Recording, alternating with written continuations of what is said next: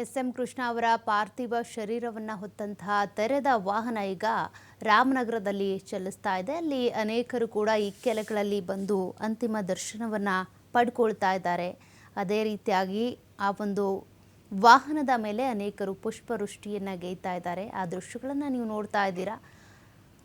SM. Krishna ಅವರು ಅಷ್ಟೊಂದು ಜನಪ್ರಿಯತೆಯನ್ನು ಗಳಿಸ್ಕೊಂಡಿದ್ರು. 92 ವರ್ಷದ ತುಂಬು ಜೀವನ ಅವರದಾಗಿತ್ತು. ಈ ತುಂಬು ಜೀವನದಲ್ಲಿ ಅನೇಕರನ್ನ ಗಳಿಸ್ಕೊಂಡಿದ್ದಾರೆ.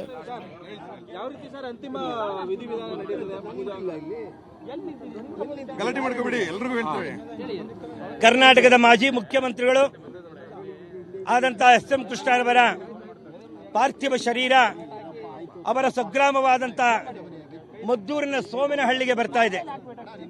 ಈಗಾಗಲೇ ದಾರಿಯುದ್ದಕ್ಕೂ ಸಹಿತ ಅವರ ಅನೇಕ ಜನ ರಾಜಕೀಯ ಶಿಷ್ಯರು, ಭಕ್ತಾದಿಗಳು ಅವರನ್ನ ತಮ್ಮ ಮನೆಯ ಮಗ ಮತ್ತು ತಂದೆ ಅಂತ ತಿಳಿದುಕೊಂಡವರೆಲ್ಲ ದಾರಿ ಉದ್ದಕ್ಕೂ ಪುಷ್ಪಾರ್ಚನೆಗಳನ್ನು ಮಾಡಿ ಅವರನ್ನ ಸ್ವಾಗತ ಮಾಡ್ತಾ ಇದ್ದಾರೆ.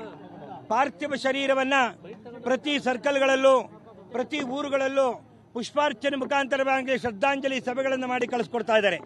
ಅದು ಸ್ವಗ್ರಾಮಕ್ಕೆ ಕೆಲವೇ ನಿಮಿಷಗಳಲ್ಲಿ ಬರ್ತಾ ಇದೆ. ಇಲ್ಲಾಗಲೇ ಅನೇಕ ಜನ ಸಹಸ್ರಾರು ಮಂದಿ ಅವರ ದರ್ಶನವನ್ನು ಮಾಡಲು ಕಾಯ್ತಾ ಇದ್ದಾರೆ.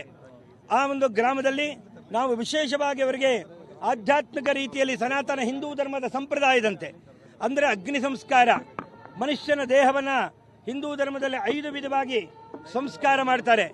ಒಂದು ಪೃಥ್ವಿ, ಆಪಹ, ತೇಜಸ್ಸು, ವಾಯು, ಆಕಾಶ. ಪೃಥ್ವಿ ಅಂದರೆ ನೆಲದಲ್ಲಿ ಹೂಳುವ ಸಂಪ್ರದಾಯ ಇರುತ್ತೆ, ಅವನನ್ನು ಸಮಾಧಿ ಮಾಡ್ತಾರೆ. ಜಲದಲ್ಲಿ ನೀರಲ್ಲಿ ಸನ್ಯಾಸಿಗಳನ್ನ ಸಾಧರಣ ಬಿಡುವಂತಹದ್ದು, ನೀರಿನಲ್ಲಿ ಸಮಾಧಿ ಮಾಡ್ತಾರೆ. ನಂತರ ಆಕಾಶದಲ್ಲಿ ಇಡತಕ್ಕಂತಹದ್ದು ರಣಹದ್ದುಗಳಿಗೆ ದೇಹವನ್ನು ಸಮರ್ಪಣೆ ಮಾಡ್ತಾರೆ ಪಕ್ಷಿಗಳ ರೂಪದಲ್ಲಿ, ಅದು ಪಾರ್ಸಿಗಳು ಮಾಡುವ ರೀತಿ. ಹಾಗೆ 5 ಸ್ಥಿತಿಯಲ್ಲಿ ಮನುಷ್ಯನ ದೇಹವನ್ನ ಪಂಚಭೂತಗಳಿಂದ ಹೇಗೆ ಶರೀರ ಬಂದಿದೆಯೋ ಪುನಃ ಪಂಚಭೂತಗಳಲ್ಲಿ ವಿಲೀನ ಮಾಡ್ತಾರೆ. ಅದನ್ನು ನಾವು ಇವತ್ತು ಅಗ್ನಿ ಸಂಸ್ಕಾರ ಅಂತ ಕರಿತೇವೆ. ಒಕ್ಕಲಿಗರ ಸಂಪ್ರದಾಯದಂತೆ ಅವರ ಮನೆಯಲ್ಲಿ ಕುಟುಂಬ ವರ್ಗದಲ್ಲಿ ಯಾವ ರೀತಿ ಬಂದಿದೆ ಅಂದ್ರೆ ಅವರ ಮನೆಗೆ ನಾವು ಮೊದಲಿಂದ ಪೂಜೆ ಪುರಸ್ಕಾರಗಳಿಗೆ ನಾವುಗಳೆಲ್ಲ ಹೋಗ್ತಿದ್ವಿ. ನಮ್ಮ ಲಕ್ಷ್ಮೀಶ್ ಅಂತ ನಮ್ಮ ಸ್ನೇಹಿತರು ಹೋಗ್ತಿದ್ರು. ದೇವಸ್ಥಾನ ಪ್ರತಿಷ್ಠೆಗಳು, ಪೂಜೆಗಳು ಎಲ್ಲವನ್ನು ಮಾಡಿದ್ವಿ.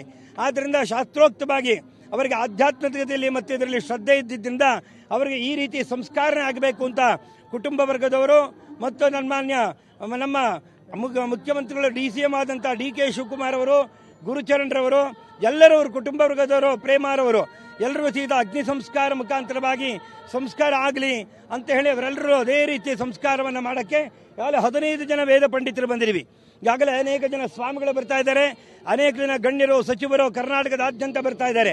ಈಗ ನಾವು ಅವರಿಗೆ ಇನ್ನು ಕೆಲವೇ ಗಂಟೆಗಳಾದ ಮೇಲೆ ಸಾರ್ವಜನಿಕ ದರ್ಶನ ಮುಗಿದ ಮೇಲೆ 3 ಗಂಟೆಗೆ ಸರ್ಕಾರಿ ಮರ್ಯಾದೆಯೊಂದಿಗೆ ಅವರಿಗೆ ನಾವು ವಿಶೇಷವಾದಂಥ ಮರ್ಯಾದಂತರ ನಾವು ಅವರಿಗೆ ಅಗ್ನಿ ಸಂಸ್ಕಾರದ ಮುಖಾಂತರವಾಗಿ ಪುಣ್ಯಾಹವನ್ನು ಮಾಡ್ತೇವೆ.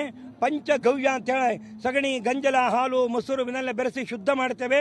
ನಂತರ ಆ ದೇಹಕ್ಕೆ ಪ್ರಾಯಶ್ಚಿತ್ತಾದಿಗಳನ್ನು ಮಾಡಿ ಜನ್ಮಾಂತರದಲ್ಲಿ ಮಾಡಿದ ಎಲ್ಲ ದೋಷವು ನಿವಾರಣೆ ಆಗಬೇಕು ಅಂತ ಗರುಡ ಪುರಾಣ ಹೇಳುತ್ತೆ. ಇದರ ಸಂಪೂರ್ಣ ವಿಚಾರಧಾರೆ ಗರುಡ ಪುರಾಣದಲ್ಲಿ ನಾರದರಿಗೋಸ್ಕರ ಮಹಾವಿಷ್ಣುವು ಹೇಳಿದಂತಹ ಕಥೆಯನ್ನ ಭೂಲೋಕದಲ್ಲಿ ಯಮಧರ್ಮರಾಯ ನಚಿಕೇತನಿಗೆ ಹೇಳಿದಂತ ಈ ಕಥೆಯನ್ನ ನಾವು ಎಲ್ಲವನ್ನು ಇಟ್ಕೊಂಡು ಸಂಸ್ಕಾರವನ್ನ ಅಗ್ನಿ ಸಂಸ್ಕಾರ ಅಂತ ಮಾಡ್ತಾ ಇದೀವಿ.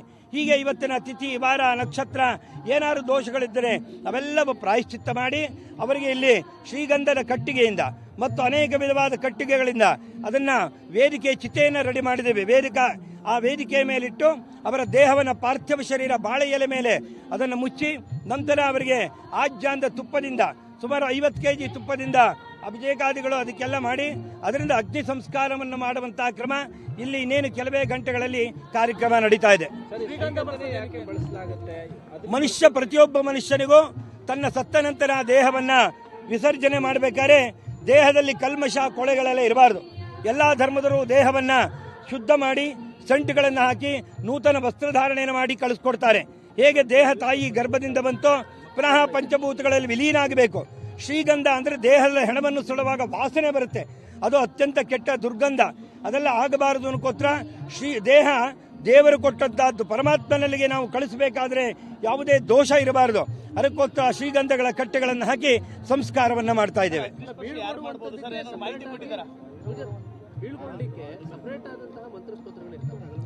ಯಾವುದಕ್ಕೆ? ಹೌದು, ಇದನ್ನ ಒಟ್ಟು ಮನುಷ್ಯರಿಗೆ 16 ಸಂಸ್ಕಾರ ಇದೆ. ತಂದೆ ತಾಯಿಗಳು ಬದುಕಿರುವಾಗ ನಮಗೆ ಜಾತಕರ್ಮ, ನಾಮಕರಣ, ಅನ್ನಪ್ರಾಶನ, ಚೌಲ, ಉಪನಯನಾದಿಗಳು ಎಲ್ಲವನ್ನು 15 ಸಂಸ್ಕಾರ ಅವರು ಮಾಡ್ತಾರೆ. ತಂದೆ ತಾಳು ಗತಿಸಿದ ನಂತರ ನಾವು ಅವರಿಗೆ ಮಾಡುವ ಸಂಸ್ಕಾರವೇ ಅದನ್ನು ಬೀಳ್ಕೊಡುಗೆ ಸಂಸ್ಕಾರ ಅಂದ್ರೆ ನೀವು ಅದನ್ನು ಸಂಸ್ಕೃತದಲ್ಲಿ ಔರ್ಧ್ವದೈಹಿಕ ಸಂಸ್ಕಾರ, ಅಪರಕರ್ಮ ಅಂತ ಕರೀತಾರೆ. ಅದನ್ನ ಮಾಡುವಂತಹ ಸಂಸ್ಕಾರ ಕ್ರಮದಲ್ಲೇ ಅದನ್ನು ಅವರ ಮಕ್ಕಳಾದವರಾಗ್ಬೋದು, ಅಣ್ಣನ ಮಗ ಆಗ್ಬೋದು, ಮಗಳ ಮಗ ಆಗ್ಬೋದು, ಅವರೆಲ್ಲರೂ ಸಹಿತ ಒಬ್ಬರು ಕರ್ತೃತ್ವವನ್ನು ಇಟ್ಕೊಂಡು ಕಾರ್ಯಕ್ರಮವನ್ನು ಮಾಡ್ತೇವೆ. ಅಗ್ನಿಸ್ಪರ್ಶ ಇಬ್ರು ಮಾಡ್ತಾ ಇದ್ದಾರೆ. ಅವರ ಮನೆಯಲ್ಲಿ ಆದಂತಹ ಗುರುಚರಣ ಅವರು ಇರ್ತಾರೆ, ಅವರ ಮೊಮ್ಮಗನು ಇರ್ತಾರೆ. ಇಬ್ರು ಕುಟುಂಬವರಿಗೆ ಜೀವನದಲ್ಲಿ ಸಿಗುವಂತ ಅವಕಾಶ ಒಂದೇ ಒಂದು ಸಲ ಆ ಸಂಸ್ಕಾರವನ್ನ ಮಾಡ್ತಾ ಇದ್ದಾರೆ. ಇಲ್ಲ, ಇಬ್ರು ಮಾಡ್ತಾ ಇದ್ದಾರೆ. ಹೌದೌದು, ಇಬ್ರು ಹೌದು ಮಾಡ್ತಾ ಇದ್ದಾರೆ. ಇಬ್ರು ಮಾಡ್ಬೋದು. ಈಗ ಅಣ್ಣ ತಮ್ಮ 5 ಜನ ಇರ್ತಾರೆ, ನೀವು ಒಬ್ಬರು ನಿಲ್ಸ್ ಮಾಡಕ್ಕಾಗತ್ತಾ? ಹಾಗೆ ಅವರು ಇಬ್ರು ಮಾಡ್ತಾ ಇದ್ದಾರೆ.